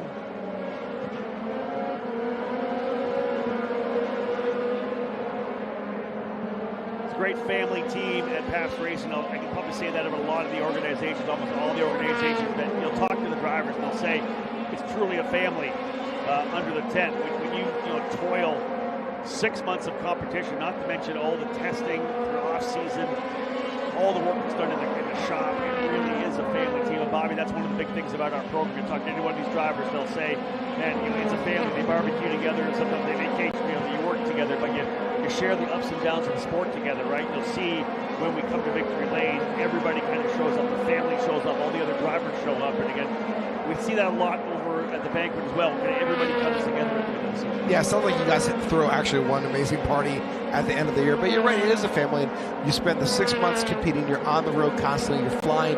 You're traveling. You're driving. You probably have your same routine that you try to follow and ride maybe the track with the same people, because it just gets into such a comfort zone, and that's what racing really is. It's a comfort zone among a giant family.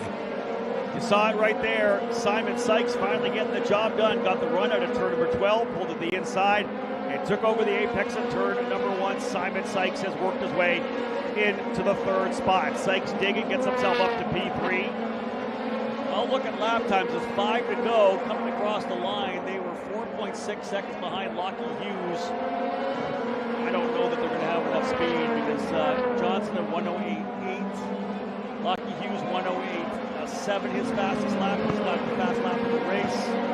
108.9 last time by for Johnson. 108.8 for Hughes. 109.3 for Denmark. We'll see whether or not they have anything for him.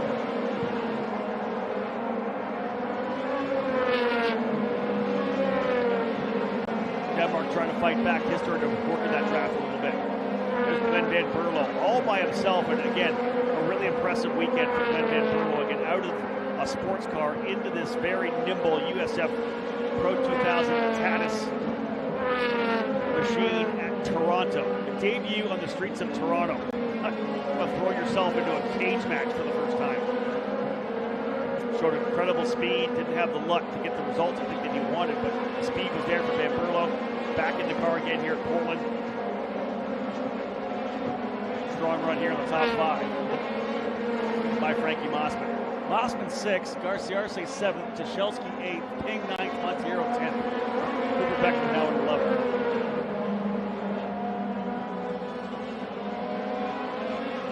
Simon Sykes again leading the way, finally able to get by.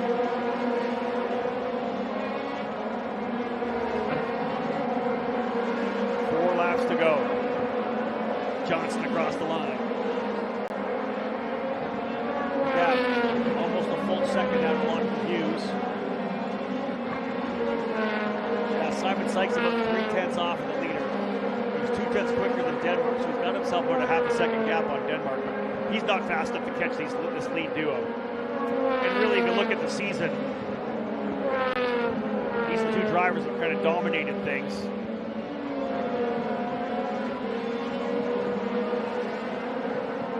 Five wins on the season for Lockheed Hughes. 7, could be 8 here for Chase Denmark.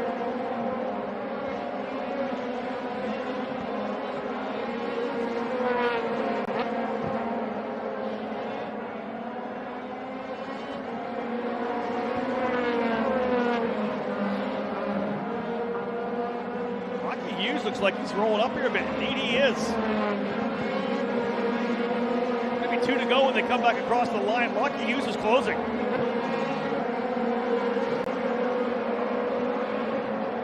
Okay, does Hughes have anything here at the end? How much quicker did he go? 4/10 of a second. Oh, let's get at it here. Lockheed Hughes closing up. I talked about it in the pre-race show. You know he's out there just trying to get a good result, but he obviously wants to win. He mentioned this, and it's interesting. His final race for Turn 3 Motorsports. He'll, of course, move on to the Indy Next Series in 2025. Turn 3 does not have that program, so coming to Turn 3 Motorsports, part of that family, Peter and Mandy Dempsey and the whole crew. His last race for Turn 3, and he would, of course, love to bring him a victory, so keep digging. Was it just a little minor bobble for Nikita Johnson, or is he having any kind of issues? Are the tires going away? Lockheed closing up, not within a half a second. White flag will fly this next time by. It'll be 1 to go for USF Pro 2000 and their whole 2024 season. So they got Tanner DeFavis up the road a little bit here. I think Lockheed would like to have been a little bit closer coming out of 12. Still a significant gap as the white flag has been thrown here at start-finish. Oh, he's within a leg. Oh, but he almost throws it off. Oh, Lockheed. I'll give it to Lockheed. He rolled that in there with, I think, a bit of trail brake. And you see the nose darted left and right. Look how much loss come through there. Yeah, he definitely gave it. He tried to send it in there to see if he could close it up and up. But again, not quite enough. I like the fact that he made a bid for it, though. Respect there.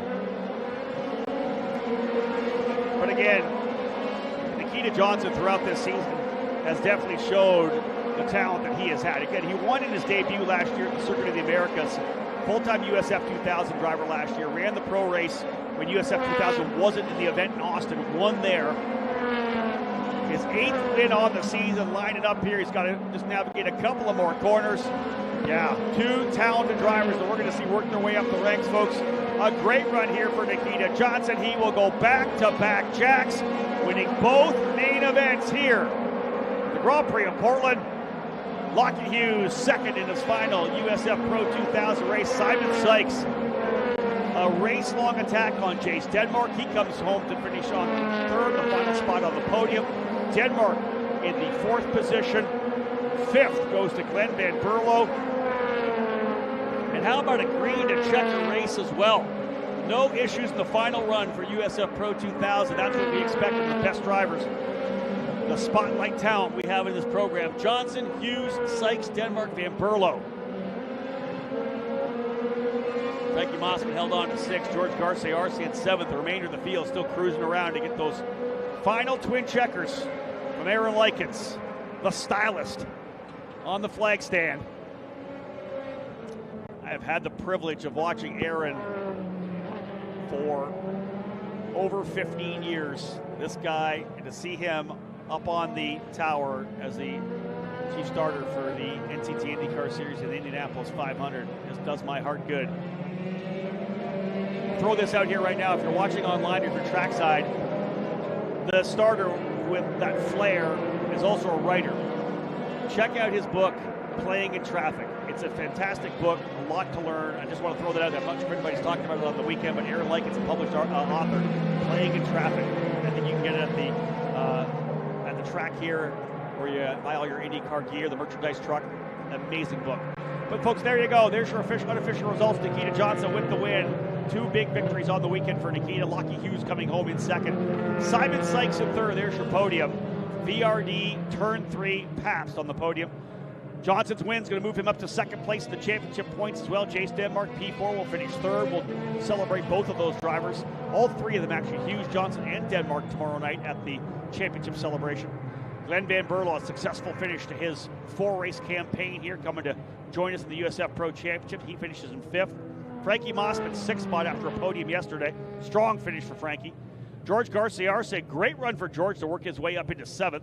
Danny Dashelski in 8th spot. 9th goes to Noah Ping in his debut weekend here this year. Nicholas Montiero coming home in 10th. 11th goes to the local driver Cooper Becklin.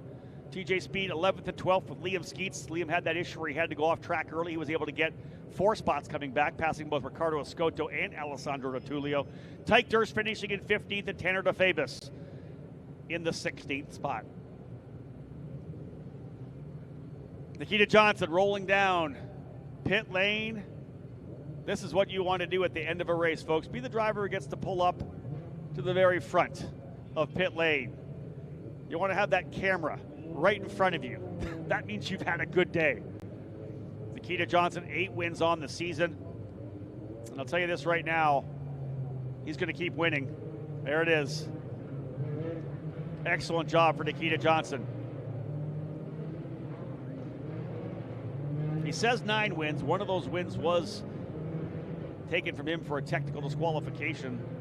8 wins, though, on the year, officially.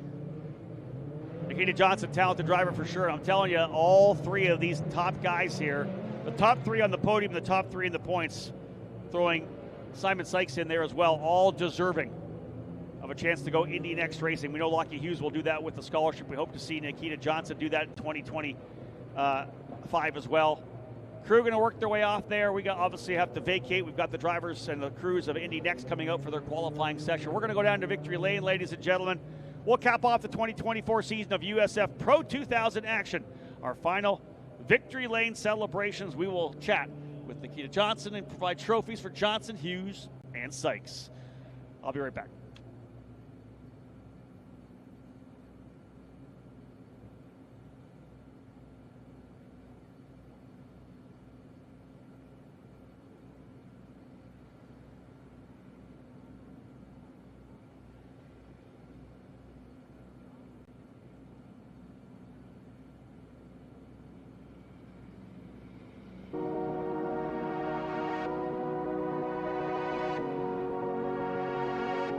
You can feel confident Continental is the smart choice in tires. Can they handle extremes? Yep. Tested from the Texas desert to near the Arctic Circle. Really? Really. Anything for the guy who finds that one pothole? Yeah, road hazard coverage has your back. For real? Absolutely. Were they made by, like, a bajillion engineers? Well, closer to 100. Continental. Welcome to the smart choice in tires. Over the years, we've chased down a lot of dreams, each one leading to the next, all the way to our most electrifying dream yet. Introducing the all-new, all-electric Honda Prologue.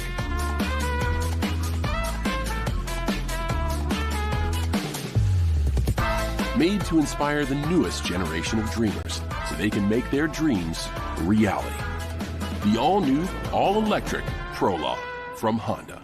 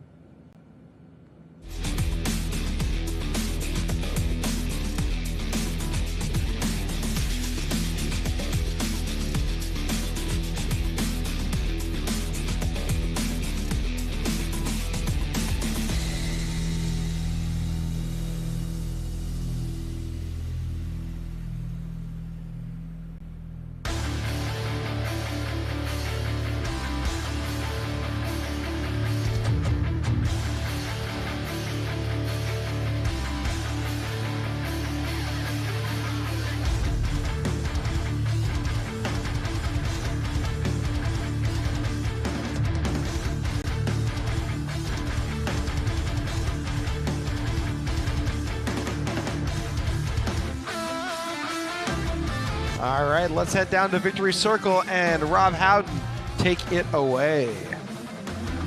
Thank you, Bobby. Let's cap things off right here for the 2024 season of USF Pro 2000 competition. Again, the season starting off at St. Petersburg, 6 months to get us here to Portland. And again, these talented drivers, as I always say, just 2 steps away from the NTT IndyCar Series. We are going to graduate some talented drivers into Indy Next in 2025.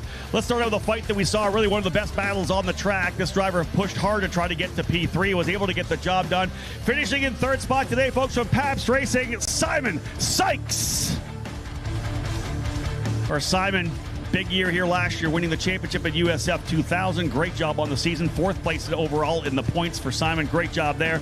Yesterday, we had a chance to celebrate this driver as the new champion of USF Pro 2000. He'll go Indy Next Racing for sure this year. His swan song race here for Turn 3 Motorsport comes home 2nd. Put your hands together for the champion, Lockie Hughes. Good job, Lockie. He may not come home as a champion, folks, but the victories kept racking up. One of the most amazing young talents in American open wheel racing right now for VRD Racing. He wins yet again. Put your hands together for Nikita Johnson.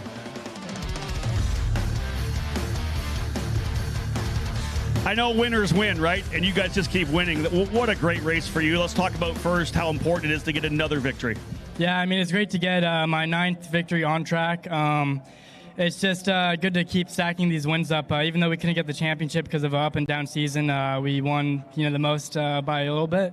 But, just can't thank the VRD boys enough. Just car was just on rails. Let's talk about that race. You were good. Was it sliding around at the end? Lockie started to get a little bit close. Were you working those tires or what? Yeah, I was working them. I was pretty consistent the whole race. I was looking at my dash, and I was within like a 10th or 2 every lap. So I knew I just needed to stay consistent. At the very end, I had a little mistake where I denied a downshift, and that's when Lockie caught me about, I think, 5 car lengths. And then after that, I was kind of sending it just to make sure I could bring it home first. End of the 2024 season, can you give us any indication of where we're going to see you in 2025?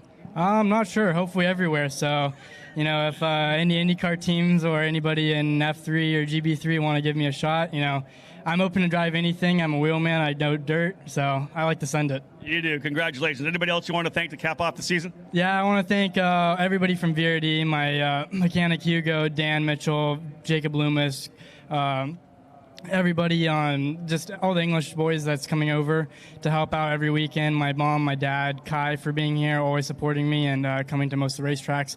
All my sponsors for making this happen, and just everybody back home in North Carolina and Florida watching. Congratulations, Nikita. Get up on top of the podium. Another win, folks. 8, as he had said, 8 wins. Great job for him. 2nd place in the points. Able to take over 2nd with performance here today as well. Nikita Johnson is a driver we're going to be watching in 2025 and beyond. And as I always say, these drivers just 2 steps away from IndyCar, ladies and gentlemen. Lockie Hughes will be at Indy next year. We'll see what happens potentially with Simon Sykes, a great driver of his own right. Of course, winning the championship last year in USF 2000. Multi-time winner this year at USF Pro as well.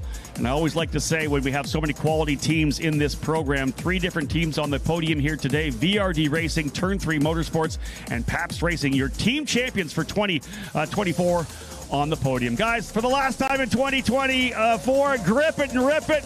Champagne spraying. These guys know how to get the job done. They've been on the podium before. They'll go after Lockie a little. Oh, yeah, Simon's going hard after Lockie Hughes to winning the championship. So, folks, there you go. We wrap up the season of USF Pro 2000 competition. Again, our job is to put talented drivers into the Indy Next Series. We are going to do that yet again. Lots of these great drivers going to Indy Next in 2025. I believe we got a shoey coming right now. There it is, the champagne bottle going into the shoe for Lockie Hughes. There you go, the champion for 2024, Lockie Hughes, and the infamous shoey. Folks, thank you so much for tuning in here. One more race to go here on the YouTube channel. We have the drivers of USF 2000 capping off their 2024 season at 6:05 this evening here in Portland. Thanks for tuning into this one. We hope to see you back for one more race here to cap off this year's calendar. On behalf of Anderson Promotions and Continental Tires, my name's Rob Howden. Bye for now.